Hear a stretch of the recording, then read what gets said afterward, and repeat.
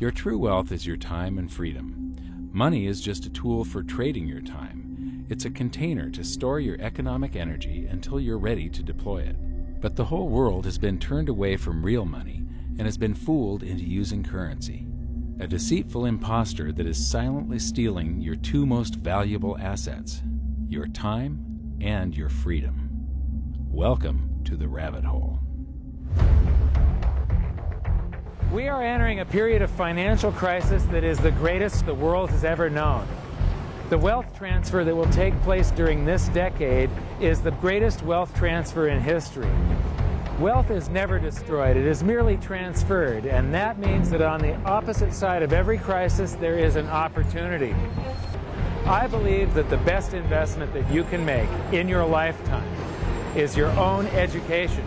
Education on the history of money, education on finance, education on how the global economy works, education on how all of these guys, the central bankers, the stock market, how they can cheat you, how they can scam you. If you learn what is going on and how the financial world works, you can put yourself on the correct side of this wealth transfer.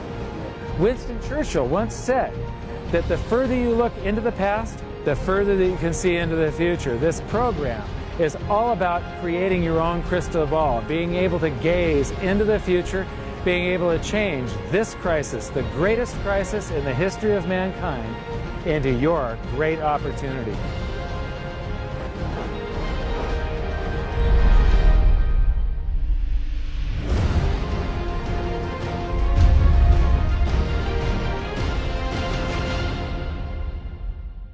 The hidden secrets of money, some of them are hidden in plain sight. They're like right in front of you.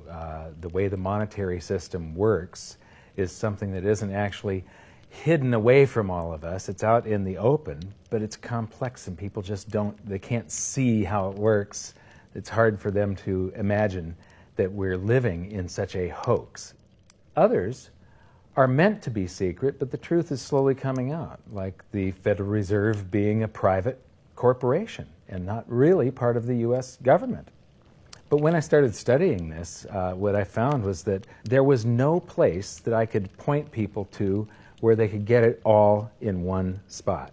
And so I basically decided to write my book about it and consolidate monetary history, economics, the markets, fundamentals of gold and silver.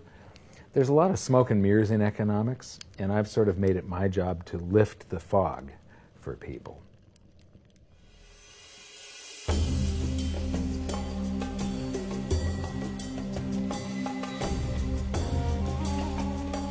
Welcome to Egypt. This is where it all began. Roughly 5,000 years ago, the Egyptians started using gold and silver as their predominant form of currency. But it was not yet money. The pieces of gold and silver that they were using were odd sizes and weights, odd purities, so it still was not interchangeable, where each unit is the same as the next. This meant that nothing really had a price yet. You couldn't put a price of so many coins on something because they didn't have coins yet. Trade was still difficult. It was still a guessing game when it came to the exchange of values. One of the reasons that we are in the financial mess that we are today globally is that people do not understand the difference between currency and money.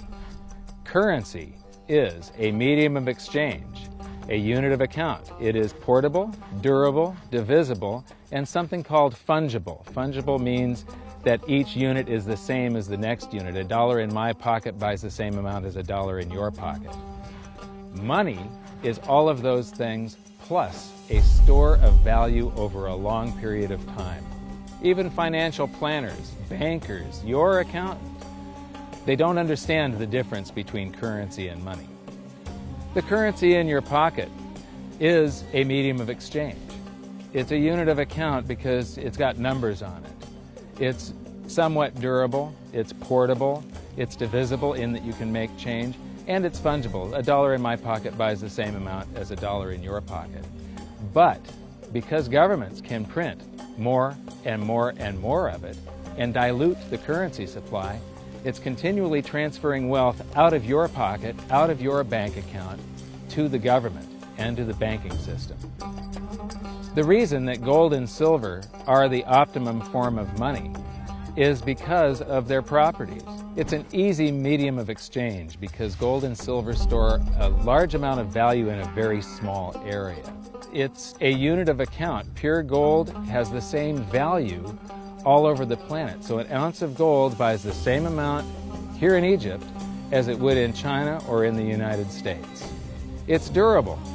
The same gold that Egyptians were using in trade 5,000 years ago is still here with us today. It does not corrode. It's divisible. You can make change with it. It's very portable. You could use something like oil as money. It's just that you can't carry around a barrel of oil on your back.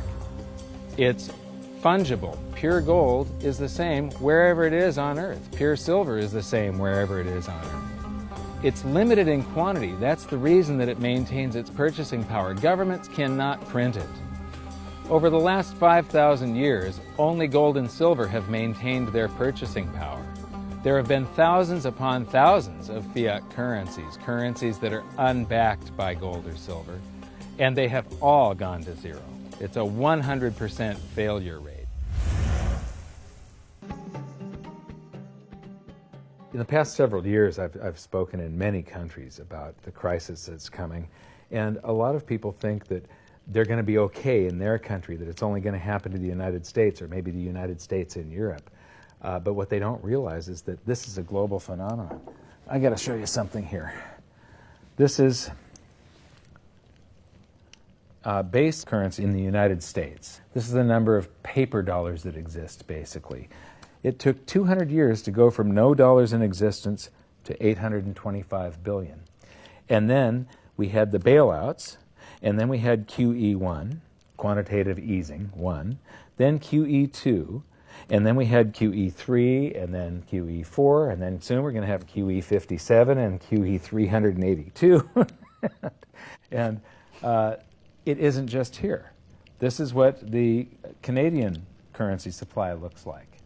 This is Australia, South Africa, Russia.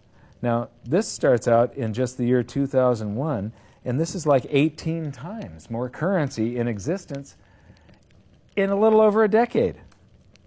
Here's Singapore, same story. Look at that, since the crisis, just bam.